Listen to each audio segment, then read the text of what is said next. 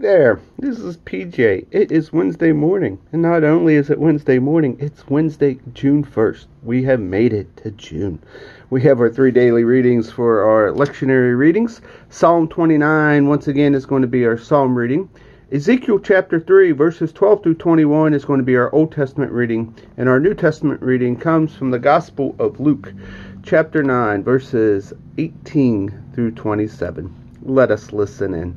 Psalm 29. Bravo, God, bravo. Gods of all angels shout, encore, in awe before the glory, in awe before God's visible power. Stand at attention. Dress your best to honor him. God thunders across the water, brilliant, his voice and his water streaming brightness. God across the floodwaters. God, thunder typhonic. God's thunder symphonic. God's thunder smashes cedars. God topples the northern cedars. The mountain ranges skip like spring colts. The high ridges jump like wild kid goats. God thunders, spits fire. God thunders, the wilderness quakes. He makes the desert of Kadesh shake. God's thunder sets the oak trees dancing, a wild dance, whirling the pelting rain, strips their branches. We fall to our knees, we call out, glory. Above the floodwaters is God's throne, from which his power flows, from which he rules the world. God makes his people strong. God gives his people peace. Our Old Testament reading comes from the book of Ezekiel, chapter 3, verses 12 through 21. Then the Spirit picked me up. Behind me I heard a great commotion. Blessed be the God of glory in his sanctuary.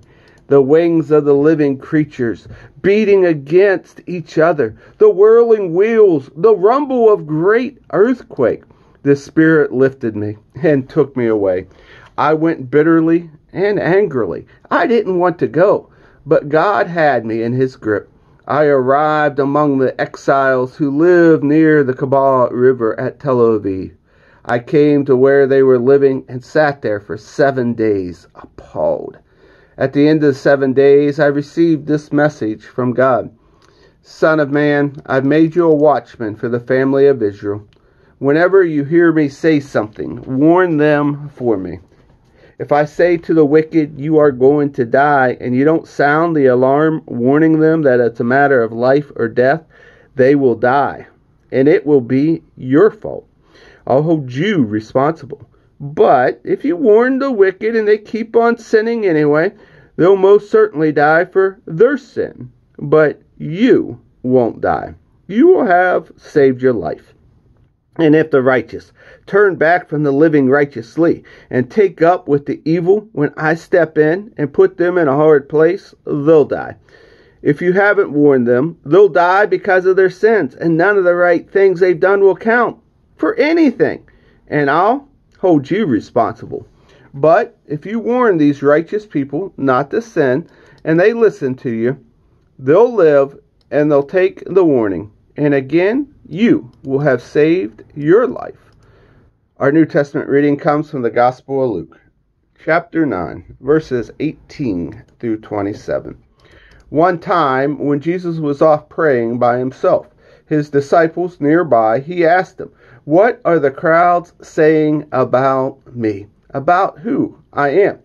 They said, John the Baptizer. Others said, Elijah. Still others say that one of the prophets from long ago has come back. He then asked, "And you? What about you? Saying about me? Who am I?" And Peter answered, "The Messiah of God." Jesus then warned them to keep it quiet. They were not to tell no one what Peter had said. He went on, "It is necessary that the Son of Man proceed to an ordeal of suffering, be tried and found guilty by the religious leaders, high priests, and religious scholars, be killed, and on the third day be raised up alive." Then he told them what they could expect for themselves. "Anyone who intends to come with me me lead. You're not in the driver's seat. I am. Don't run from suffering. Embrace it. Follow me and I'll show you how. Self-help is no help at all. Self-sacrifice is the way. My way to finding yourself. Your true self. What good would it do for everything you want and lose you? The real you. If any of you is embarrassed with me in the way I'm leading you, know that the Son of Man will be far more embarrassed by the Father and by the holy angels. This isn't, you realize, pie in the sky by and by. Some who have been taking their stand right here are going to see it happen. See with their own eyes the kingdom of God. And here ends our readings for the day. God's peace and blessings to you.